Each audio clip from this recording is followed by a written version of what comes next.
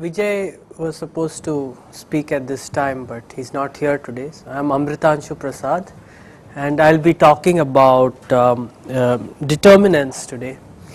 I'm going to try to give a geometric definition of determinants and explain to you why it's the same as the other usual definitions of determinants.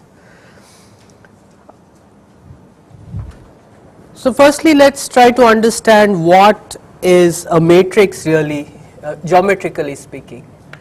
So if you have a matrix A11, A12, A1n, A21, A22, A2n, I'm looking at a square matrix here.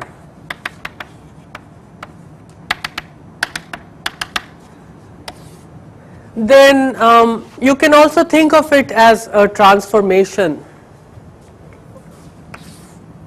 So for a vector x1, x2, xn, the matrix transforms it to a new vector, and that new vector is just given by matrix multiplication, right? So you just multiply these and you get A11 x1 plus A12 x2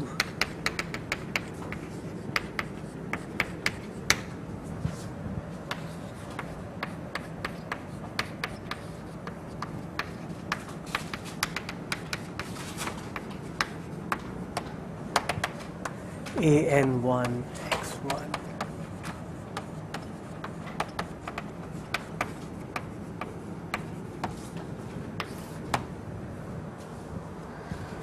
How to visualize this transformation?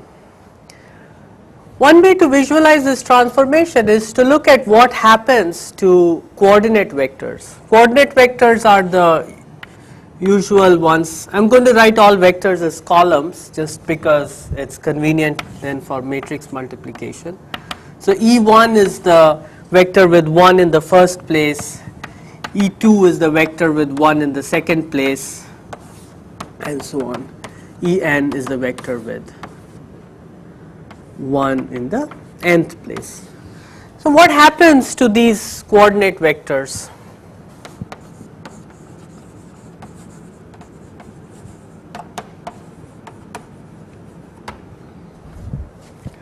If I apply this matrix to the jth coordinate vector, what do I get? So what you do is you would put zeros here, and only in the jth place you would put a 1. This is in the jth place. Well, right, so as somebody said, it will just pick out the jth column of this matrix. So A, if I call that matrix A, then AEJ is just A1j, A2j, ANJ, jth column of A. Therefore, the key to visualizing the transformation of a matrix that a matrix does is to somehow try to think of its is through its columns. Okay, let me just illustrate with a couple of examples. Let's look at the matrix 1 x 0 1. This is a matrix in the plane. It transforms a plane, and this is called a shear because what it does is you look at the first coordinate vector E1 and the second coordinate vector E2, and what does it do? It takes E1 to 1 0, which is still E1, but E2 it takes to x times E1 plus E2. So you would take E2 plus x times E1. So I'll call this E1 prime, the transformed vector, and it will become like this. And this distance from the y axis here is x, but the height is the same. So it will transform, if you want to give it a nice geometric thing, it's nice to just take the square, right, and it gets transformed into a parallelogram. So this is what this matrix does. This is called a shear. How about another example? What about this one?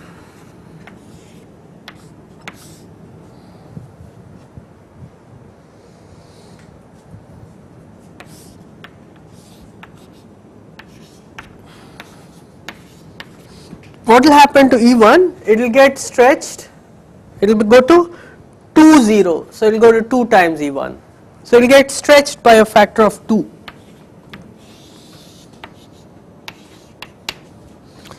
But E2 will remain the same because this is just 0 1, which is E2. So this is stretching of the square into a rectangle. This is called a dilation. Dilation just means stretching. And let's look at a third one, which is my favorite matrix.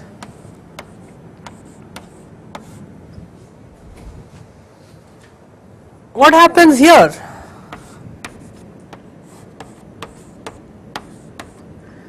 It takes E1 to 0 1, that's E2, and it takes E2 to E1.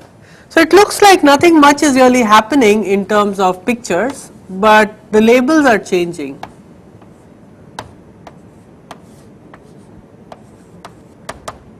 So this picture here is still a square, but the labels of the edges have changed. Okay, so these are just some examples. We could try to construct higher dimensional examples as well with 3 dimensions, but I'll maybe do that a little later.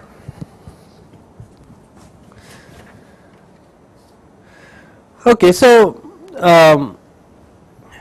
I'll call this thing the unit cube. C equals, I wrote it in 2 dimensions, but you can certainly define it in any number of dimensions. Just take all the vectors x1, xn such that xi is between 0 and 1 for all I. So in this case it's just a square. In the 3-dimensional case it's really a what we'd call a cube. In the 4-dimensional space you may call it a hypercube or whatever, but I'll just use the general generic term C and call it a cube, okay, in any dimensions. So I've just drawn it for 2 dimensions, and here it is for 2, 3, 4 and so on. So now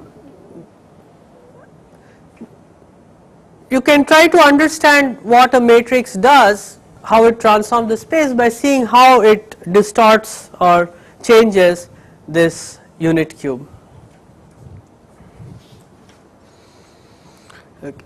And this is going to be so what does the matrix do? I'll write AC. So this will be the set of all A x. X is a vector where x is in the unit cube. And so that's the definition, and I'll define determinant of A as the signed volume. Signed volume. So this signed is a word that I'll have to explain.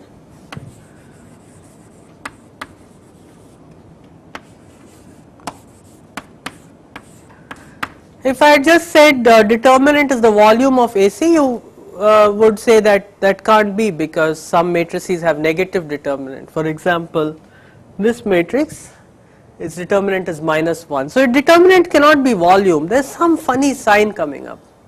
You can check in these cases that the determinants of these matrices are in fact the volume of the of AC. This is AC in each case. So this is really 2 times this thing, so its volume is 2, if you take this as volume 1. So, okay, so what is volume firstly? Right, I shouldn't have been using the word volume here, this is really area. In 2 dimensions it's just the area, in 3 dimensions it's actually the volume, and in higher dimensions it's some similar thing. If you want to really understand it from a precise mathematical point of view, one way to think about it is, in school we did this. Suppose I want to calculate the volume of some, so we had this, I remember, project in school where we had a leaf and we were asked to compute its area, and the method we were told was to put this leaf on some graph paper.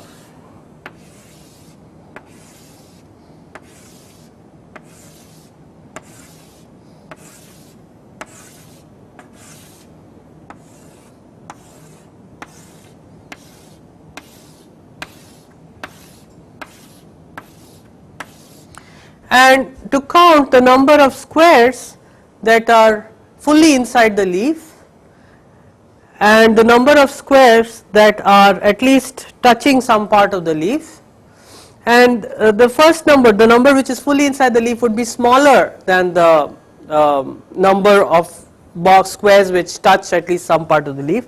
But for each of these squares we know their area, because we know the formula for the area of a square, just the square of its side. So we can write down the volume of the leaf. So there is some notion of outer area, inner area, and we know that the area of the leaf will lie in between those two. So what you do is, to calculate volume, one possible way is to divide the well, let's say area firstly. Divide the plane into squares, let's say of side 1 over n units. So if I take very big squares, I will get a very crude approximation of the area. If I take smaller and smaller squares, I will get better approximation of the area. And then you look at K is equal to number of squares inside the leaf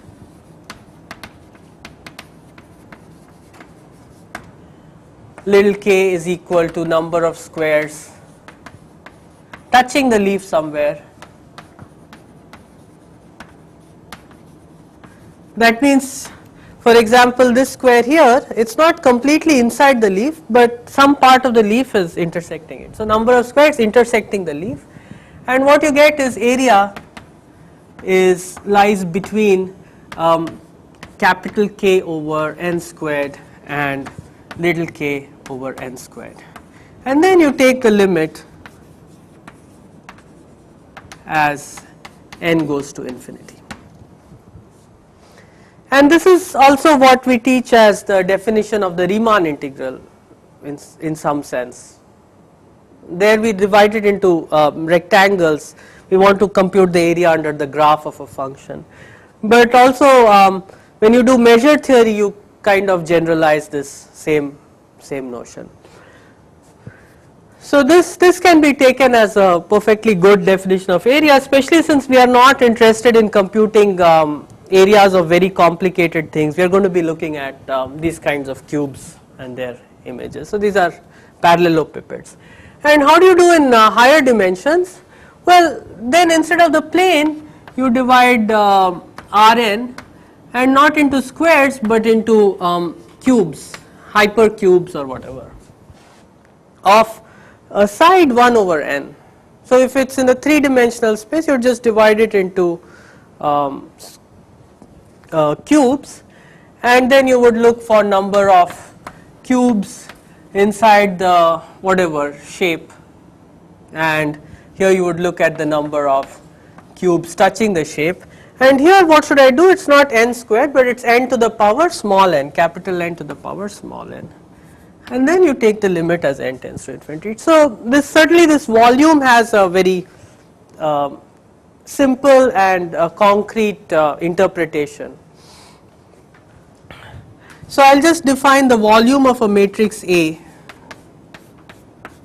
to be the volume of A of C. This is by first approximation of the definition of determinant. Now I need to explain what this sign is, because sometimes you get negative signs and so on. But let's just think about this volume. But before I go to sign, let me just do this calculation. So volume of this is 1.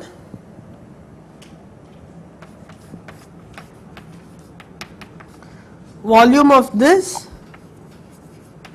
is 2. More generally, I could have put any number here, any positive number at least, and the volume would be that positive number.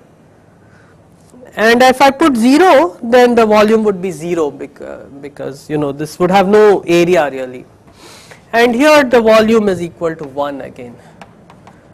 And here the volume is not the determinant, it's the negative of the determinant. So there's something more to be understood here when we come to talk about determinants. But already this volume has some nice properties that the determinant has. And this can be shown geometrically.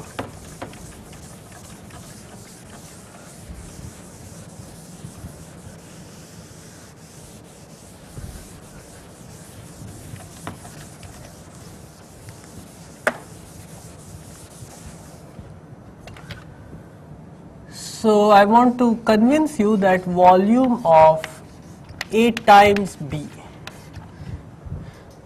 Now A times B, one of the properties of square matrices is that you can multiply them. And what does that mean? Well, A and B, each of them is a transformation. So first, if you have a vector x, then what does this transformation ABX do? Well, you can write it, because matrix multiplication is associative, you can write it as ABX. So it takes, so if you take the cube here, then it will go to something B of the cube, and then you will again transform this transformed cube once again, and you will get some new thing, AB cube. So it's A acting on, so instead of the coordinate vectors, now you will be using the transformed coordinate vectors E1 prime, E2 prime up to En prime. So that's what matrix multiplication is. It's really just applying B first and then applying A. Okay, B comes first because we are doing right multiplication by the vector. So here first you do B and then you do A. So now can you believe this, that volume of AB is volume of A times volume of B? Well, from this definition it's not completely obvious at first why this should be true, but let me try to convince you that this is the case. I'll give you a proof, in fact. So what we need to do is we need to see how this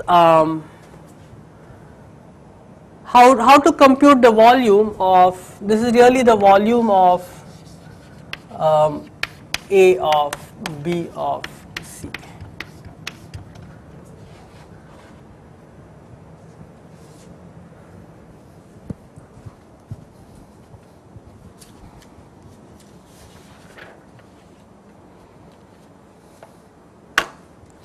Now when we computed the area, what we used really was not so much that these are squares, but that these are figures whose area we actually know. So even if these were not squares, suppose we had used triangles, we could have computed the area. So the idea here is that we will try to compute the volume of A of B of C not by using squares, but using certain parallelograms. Let's just think about the case of the two-dimensional case for now. So what we have is that when we computed B of C, when we computed the volume of B of C,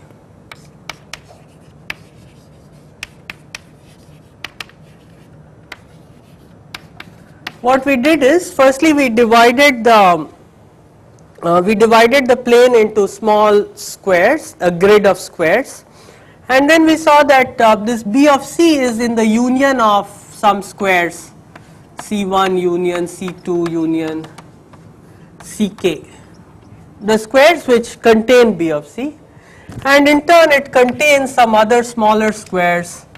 So each of these squares is certainly, if it intersects, then if a square is contained in B of C, then certainly it intersects B of C. So this will be a subset of those squares,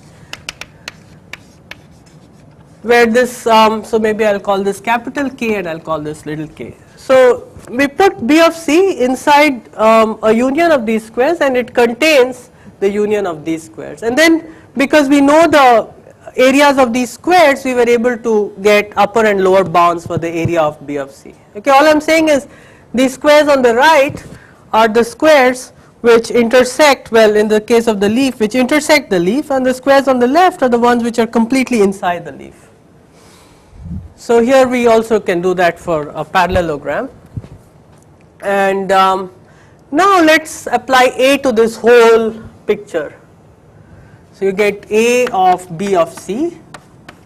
Well, this should be contained in AC1 union AC2 union ACK, capital K, and this should contain AC1 union up to AC little k. So, but do we know the area of this AC1? This AC1 is just the transformation of C1, but what is C1? C1 is just 1 over n to the small n. Well, if you think of the plane, that would be 1 over n squared piece of the unit cube, right? So this has volume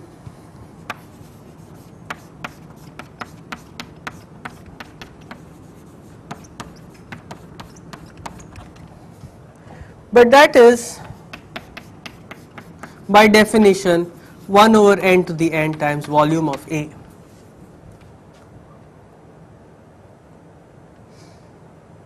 Right, I am just saying that see, I had this leaf and now these are squares. After transforming it, this leaf also gets distorted into some other leaf, but these squares get distorted into parallelograms, and they will no longer have area 1 over n squared.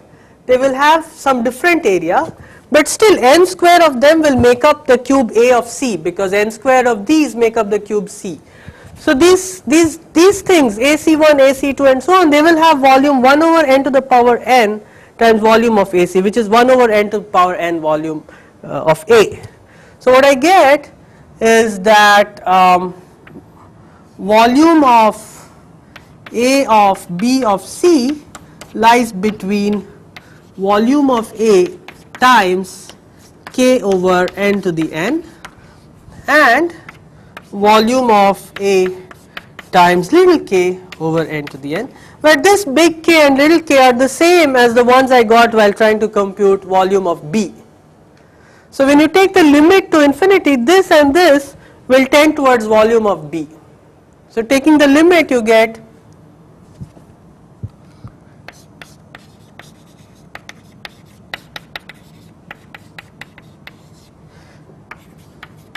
volume of ABC is equal to volume of A times volume of B. So in particular, you get this volume of AB is volume of A times volume of B.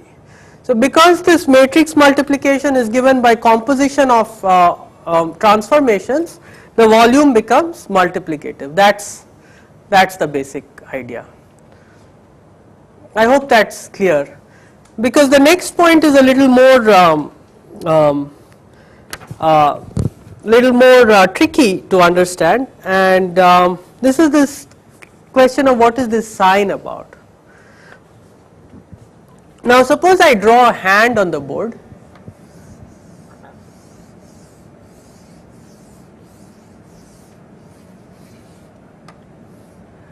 Can you tell me, is this a left? Oh well, I need to give you some more information. So this is the palm of the hand. You're seeing the,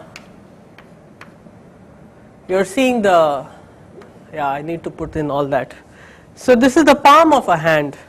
Can you tell me, is this a right hand or a left hand that I have drawn on the board? It's a right hand. And if I put a mirror, then I'll get its mirror image, and that's a left hand.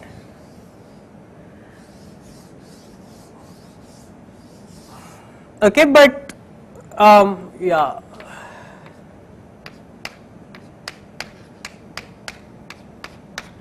But really, so are they so different? I mean, I just drew a picture. I didn't show you the person who has it, but you could still make out that it's a right hand.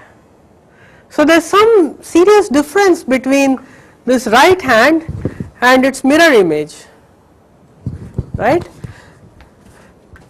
But look at other things. Take this bottle. Suppose it doesn't have this label which says whatever, and I look at its mirror image, then there's really no difference until you try to open the cap. When you open the cap, this one will open when you turn it anti-clockwise, whereas its mirror image will open when you turn it clockwise. So there's some objects in this universe, in fact I would say most of them, which have a certain right-handedness or left-handedness. They are not the same as their mirror images. Can you think of other examples? What about my wristwatch? Yeah, because it has this key here. Well, of course it also has these numbers, but ignoring that, just this key will make sure that it's not the same as its reflection. I am fairly symmetric, at least from the outside. So objects which are not the same as their mirror images, they are called achiral objects. This comes up if you teach chemistry, then you'll be talking about achiral molecules, right? You can take a carbon and put 4 different radicals on it, and that will not be the same as its mirror image, and they would have different chemical properties as well. So this is something which is really pervasive in this universe, and the determinant also captures this. So what do we need to realize about this is that when you reflect something in a mirror, this property, which I'll just call chirality, changes. So chirality changes when you reflect something in a mirror.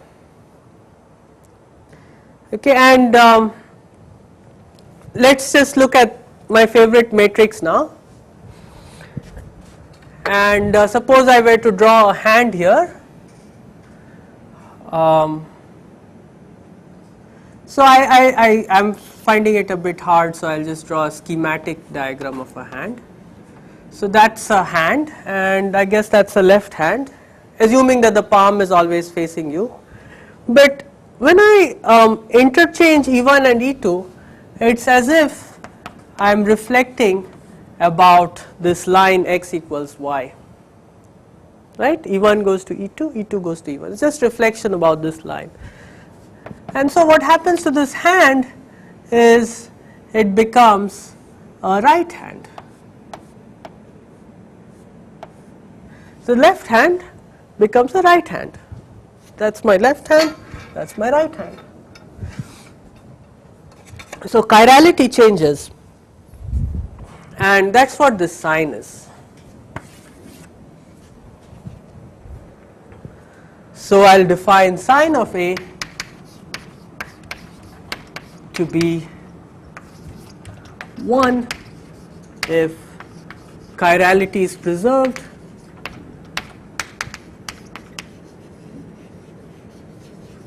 -1 if chirality is reversed. Okay, but this is just a reflection. Maybe I could do some very complicated thing. I could shear, dilate, and then reflect. would chirality be preserved or would it be reversed?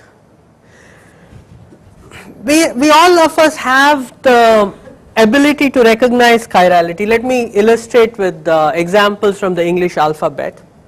So there are 4 letters which look quite similar: B, D, P and Q in the lower case.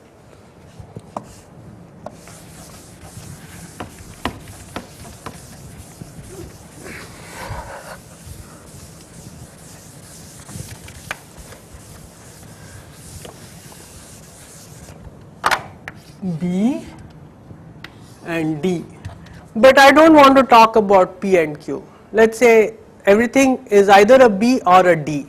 P and Q is not allowed. So I'll draw various things and you tell me whether it is a B or a D. So I can shear this. So what happens? It becomes something like this. Is this a B or a D? This is still a B.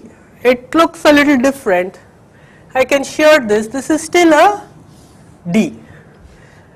What about this thing? Is this a B or a D? This is still a B because I can just rotate it, but I cannot make it a D. No matter what I do, I can't really turn this into this. So this goes into this first table, and this will become like this. The D will become a P. But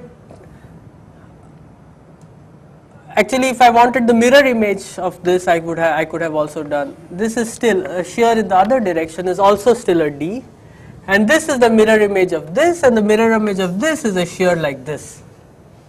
Right? So all the things on the left of this line are B's, and all the things on the right of this line are D's, and they are related by mirror images. So that's so there are some transformations which preserve chirality, and reflections reverse chirality. So let me just so what we've seen is that I can also take the B and make it very fat. That's still a B. You can all recognize it. This is still a D. It's a fat D, but it's still a D. Nobody will say that it's a B. So there are some things which preserve chirality. Shears preserve chirality, and dilations, when you have a positive scalar, they also preserve chirality. So shears and positive dilations. As I don't want to think about a matrix -1 0 0 1.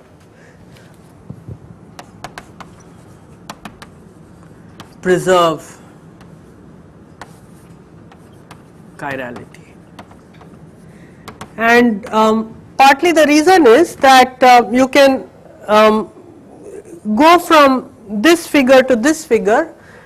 You can morph it continuously. I can start with a square and then start shearing it a little bit and shear it more and more and more till I reach here. So there's a continuous path from here to here, and the same from here. I could start with this square and I could try stretching it more and more till it goes there.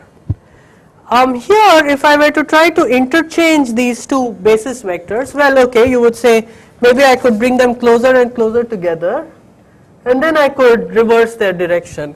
But then there will be one point when those two vectors coincide, and at that point they will not be linearly independent, and that somehow is not, when you take both these vectors to one vector which is not linearly independent, that's not an invertible linear transformation of the plane, and so you can't continuously go from this to this without passing through at least one singular linear transformation.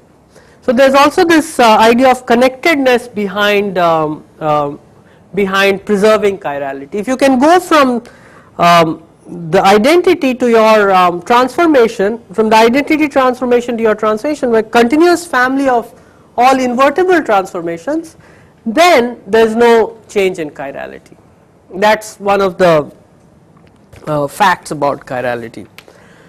Okay, so now let's just now we are ready to see why this should match up with all our other notions of determinant. So I think I've, oh yeah, but let me just talk a little bit more about reflections. So what are reflections in higher dimensions? So so let's look at some three-dimensional examples. So let's look at this matrix 0 1 1 0 0 0 0 0 1, and now I need to draw figures in 3 dimensions. So I'll draw the picture. Probably need a little more space. Maybe these B's and D's can go. So here, what does this do? Let's see. So let me draw my 3-dimensional coordinate system E1, E2, E3. So this is the x direction, this is the y direction, this is the z direction. And what does this do? This takes E1 to E2, right? 0 1 0 is E2, and it takes E2 to E1. The second column is 1 0 0, that's E1, and it doesn't do anything to E3. So really this will go to this will get transformed to a similar picture, but with just this will be E1 prime, this will be E2 prime, and E3 prime will just be E3. So is this a reflection? It's a reflection. So in 3 dimensions, see, in 2 dimensions reflection is just in a line, right? So these are 2-dimensional representations of hands, and the diffraction is a line. In 3 dimensions the mirror is a plane, so reflection should be in a plane. So what is the plane in which this is a reflection? It's just the plane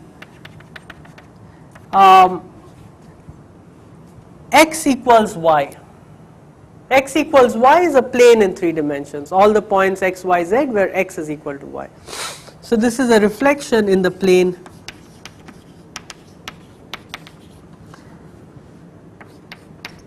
x equals y. If you look at a matrix like this, now this time I'll leave E1 the same, but I'll interchange E2 and E3. If you look at this matrix, then this will be reflection in y equals z. So these, I'm interchanging the second and third coordinate vectors. So all these matrices where I just take the identity matrix and interchange 2 columns, these will correspond to reflections in certain planes. You can do the same thing in higher dimensions. You know, you can take a 4 by 4 matrix and interchange 2 columns. That will be a reflection in some hyperplane, but it's hard to visualize. In any case, these will all be chirality reversing transformations. So here are some chirality reversing transformations. What about this one? Suppose I take minus 1 0 0 1. Is this chirality preserving or chirality reversing? It's chirality reversing, because if you look, draw the picture, then what it's doing is it's taking E1 to minus E1. And just to make sure, let me draw a hand. Well, okay, yeah, so this hand, it's actually reflection about the y-axis. This hand, which is left hand, will become a right hand.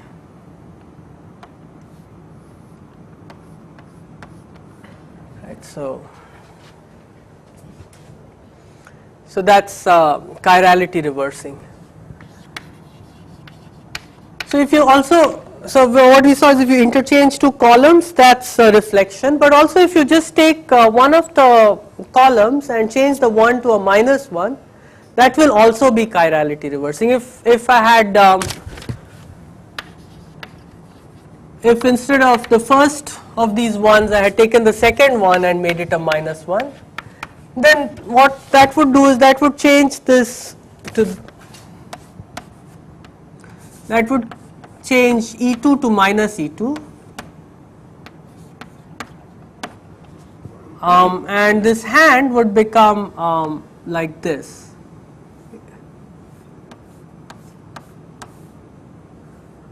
So this hand would become like this, and then it's certainly a right hand, right?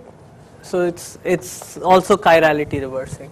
Both these are chirality reversing, and in general you could do this in higher dimensions. You could take a matrix with all ones and then you just put a -1 somewhere, and that will be chirality reversing. So what have we done? We've defined determinant as a signed volume. The sign is 1 if chirality is preserved, -1 if chirality is reversed. Volume, of course, we all understand quite well. And we've also listed some things which are chirality preserving, namely shears and dilations. And we have also said that all kinds of reflections are chirality reversing, and in particular there are two kinds of reflections which we will be interested in: interchanging two columns or changing one of these things to a -1. Okay, so this is what we have done so far, and now using this much information I want to convince you that this geometric definition that I have given for determinant is not really different from the definitions that appear in algebra textbooks. And so in algebra textbooks, how do you usually define determinant? Well, the most practical way to define the determinant is to tell you how to calculate it. So you can calculate the determinant using row and column operations. Certain operations preserve the determinant, certain operations change the sign, and certain operations you multiply the determinant by a scalar.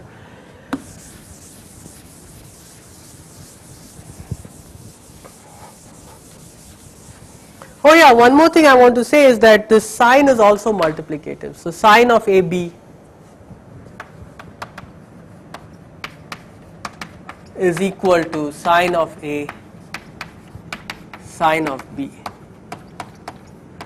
So this of course, if two things are chirality preserving, then their composition will also preserve chirality. If a right hand goes to a right hand and then the other thing also takes a right hand to a right hand, then right hand goes to right hand goes to right hand.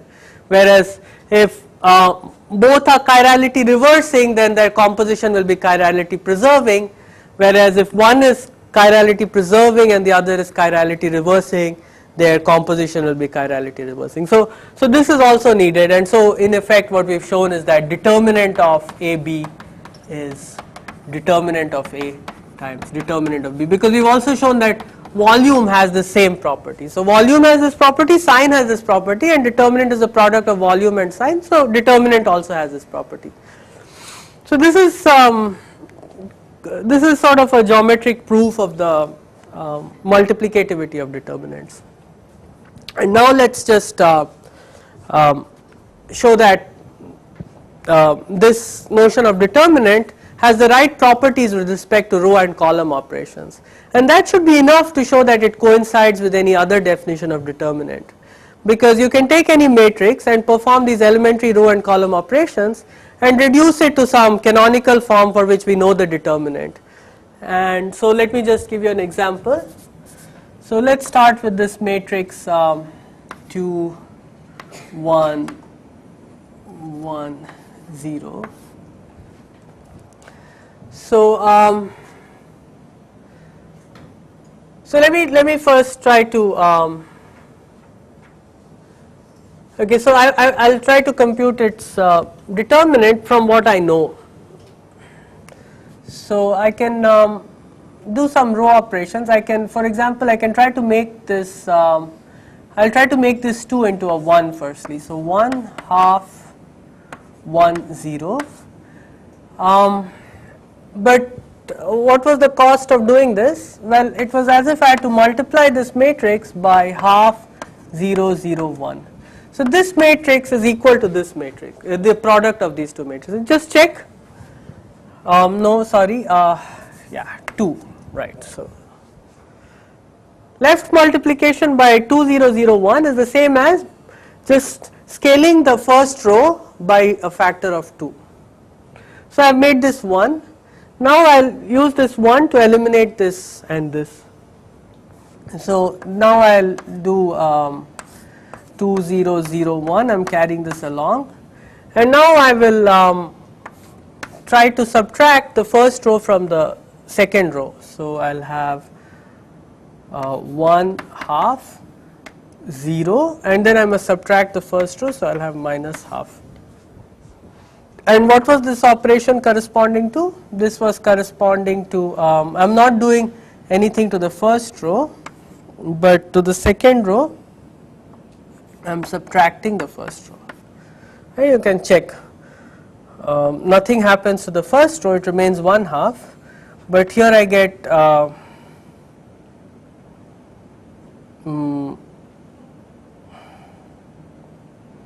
I should probably put a 1 here. Okay, so yeah, so 1 plus yeah, that's 1, and that's half minus half, that's 0.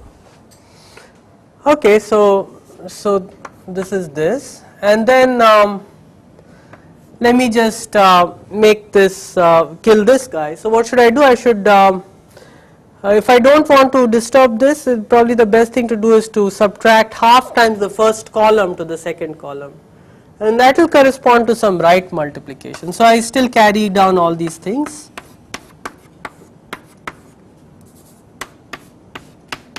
One half 0 minus half, and then I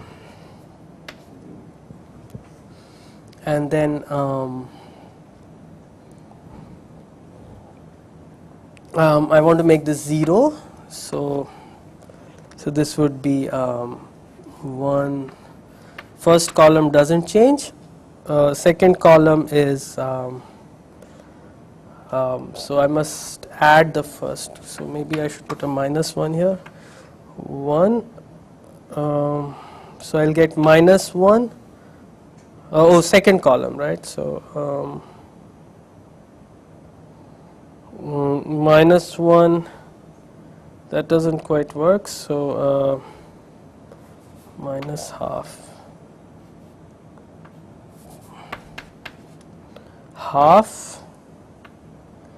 and minus half. Yeah, is that correct? Okay, and then finally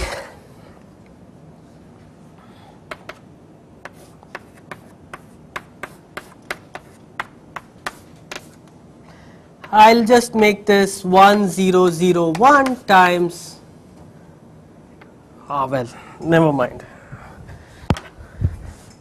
Okay, so what I found is that this this complicated matrix that I was starting off with is a product of all these matrices. And what's so special about all these matrices? This is a dilation, this is a shear, this is one of the scalars is multiplied. Actually, maybe it's better if just for if I write this like this. So I'll do one last step.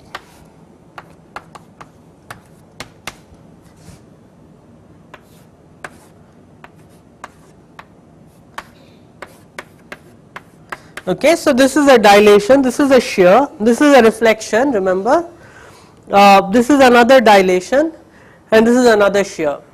And so for all these I know the determinant, and I know that the determinant is multiplicative.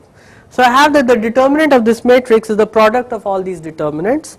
So determinant of this is, so this has determinant 2 times, 1 times, minus 1 times, half times 1, which is minus 1, right.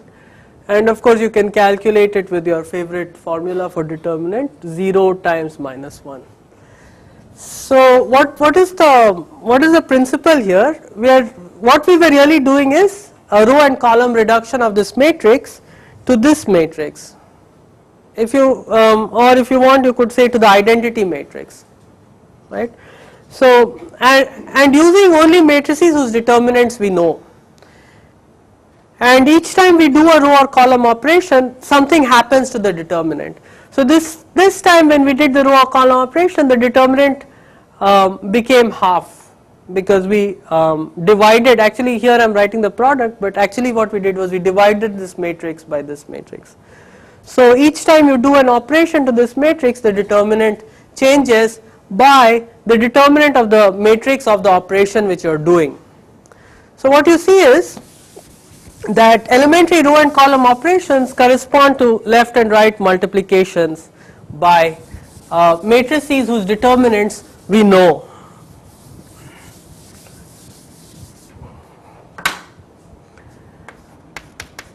Elementary row and column operations.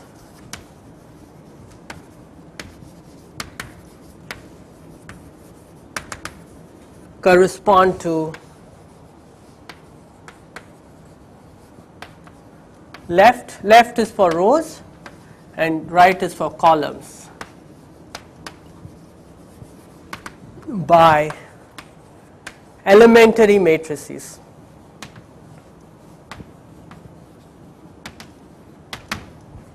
And these are shears, reflections, dilations.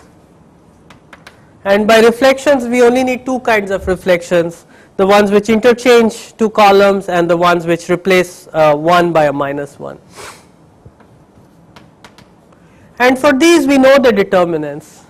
So using this you can show that the determinant that I defined using signed volume has the same properties that whatever determinant you define in your algebra textbook has, that is scaling a row. Maybe I'll write it schematically. So if you take Cj goes to A Cj, then determinant goes to A times determinant, right? If you do Ri goes to A Ri, then determinant goes to A times determinant. See, if A is positive, then this is just the property of the volume, but if A is negative, you can think of this in two steps. First you scale it by the absolute value of the A, and then you scale it by minus 1. Scaling by minus 1 is a reflection, so then you'll again get minus absolute value, which is A. So in the negative case you can do it in two ways. And then if you interchange Ci or Cj, or if you interchange Ri or Rj for two distinct rows or columns, then determinant changes sign. And then if you take a column and add to it some scalar times another column, then determinant remains determinant. And the same with rows.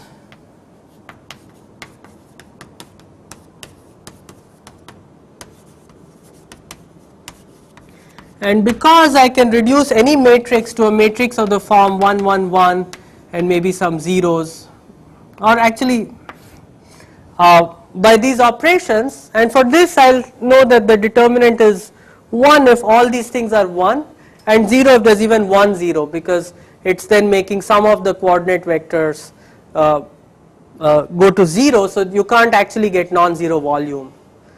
So using these facts you see that this is exactly satisfies the same conditions that whatever algebraic definition of determinant that you have in your textbooks. So this geometric way of thinking about determinants, actually I hope I've convinced you, gives you exactly the same definition that you would have in standard algebra textbooks. Okay, and the Russian mathematician Arnold says that this is the only correct way to define determinant in terms of teaching, that when we teach we like to think in a certain way, and I don't know, this is probably debatable, but most of us think fairly geometrically to start with, and this algebra comes as a part of training. And also a lot of mathematics is comes from trying to model problems in physics where we need to really think geometrically.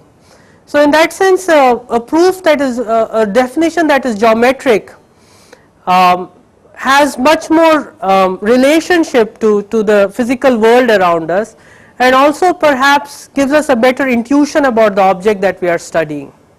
You see, this proving the multiplicativity of determinant was quite natural using this volume thing.